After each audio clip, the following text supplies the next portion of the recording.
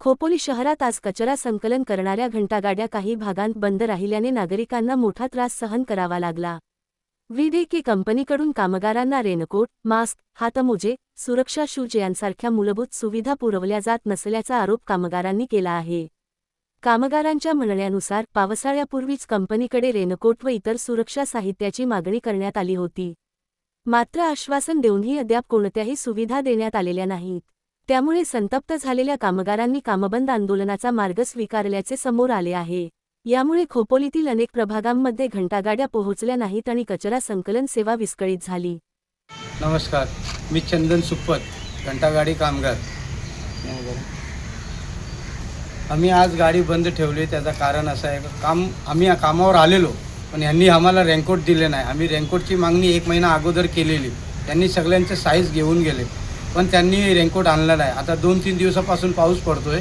आम्ही त्यांना सांगितलं की साहेब आम्हाला रेनकोट द्या, तर ते आज उद्या करून आज 3 दिवस घालवले, पण रेनकोट आला नाही. म्हणून आज आम्ही काम बंद केलं आहे. आम्हाला PFचा पण फरक पडतो आहे. आमच्या PF 3000 कट करायला सांगितलं आहे, PF पण कमी करतात. पेमेंट स्लिप नाही आहे. परत आम्हाला हँडग्लोव्ज नाही आहे. हँडग्लोव्ज आम्हाला 15-15 दिवस भेटत नाही आहे. सेफ्टी शूज वगैरे नाही आहे, मास्क नाही आहे. मग आम्ही किती वेळा यांना कॉपरेट करून घ्यायचा. VDK फॅसिलिटी ह्या कंपनीला आपल्या नगरपालिकांना काय झालेलं आहे माहिती नाही. त्यांना काय करत नाही आहे, ते बोलत नाही. 1 महिन्यानी त्यांना सस्पेंड करतो, 1 महिन्यानी कॉन्ट्रॅक्ट बंद करतो. फक्त हेच आम्हाला आश्वासन भेटतो, पण त्यांना काय ते बोलत नाही आहे. आणि ते पण काय कंपनीचे लोक ते काय लक्ष देत नाही आहे. सगळे पोरांना सगळ्यांना असंच वाया सोडून टाकला आहे आम्हाला कचऱ्यावाल्यांना. आम्ही उन्हामध्ये पक्का ऊन तापलेला तरी पण आम्ही कामं करत गेलो. उन्हामध्ये लोकांना चक्कर यायला लागले तरी आम्ही कामं केले. आता पावसाळ्यात आम्ही भिजलो किंवा काय झालं, आम्ही आजारी पडलो तर कोण जबाबदारी घेणार त्याची? त्याचं पण कोण हे नाही करत.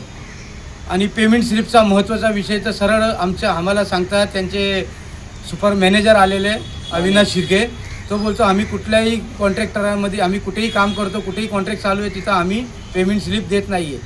मग पेमेंट स्लिप देत नाही तर PF कुठल्या बेसवरती कट करताय ते आम्हाला कसं समजेल का आमचा PF किती कट करताय ना किती नाही. फक्त माझी मागणी हे आहे साहेब, तर कॉन्ट्रॅक्टरांनी लक्ष द्यावं आमच्या कामगारावरती. आणि आमचे जे कामं आहेत ते आमचे लई धोकाचं काम आहे.